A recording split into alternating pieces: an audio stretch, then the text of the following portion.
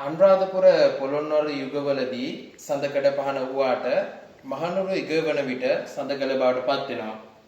ඒ අතර මහනුවර යුගයේ සඳකඩවල අතර ඉතා සුවිශේෂී තැනක් ගන්නවා මේ ඓතිහාසික දෙගල්දුර රජමහා විහාරස්ථානයේ නිරූපිත සඳකඩ. ඒ මොකද සෙන්රත් පරණවිතාන මහත්තයා ඉතා ලස්සන විග්‍රහයක් කරලා තියෙනවා මේ සඳකඩ පිළිබඳව. සඳකඩ ඇතුලේ එහෙම නැත්නම් එළියේ ඉඳන් ඇතුළට යනකොට නෙළුම් මලක් තරණය කරගෙන නිවන හොයාගෙන ගියා කියනවා.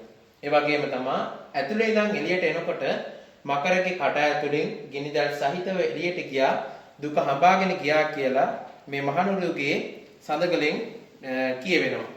ඒ වගේම තමයි මේ දිගල්දුර රජමහා විහාරස්ථානයේ පිහිටලා තියෙන සඳකඩේ විශේෂත්වය පිළිබඳව ගත්තාම දැනට මහනුවර යුගයේ තියෙන පැරණිම එකම සඳකඩ බවට පත් වෙනවා. මොකද මාලිගාවේ පිහිටලා තිබ්බ සඳකඩ කොටින්ගේ ත්‍රස්තවාදී ප්‍රහාරයෙන් විනාශයටපත් වීමත් සමග මේ ඓතිහාසික දෙගල්දුර රජමහා විහාරස්ථානයේ පිහිටලා තියෙන මේ සඳකඩ යුගයේ පැරණිතම සඳකඩ බවට පත් වෙනවා.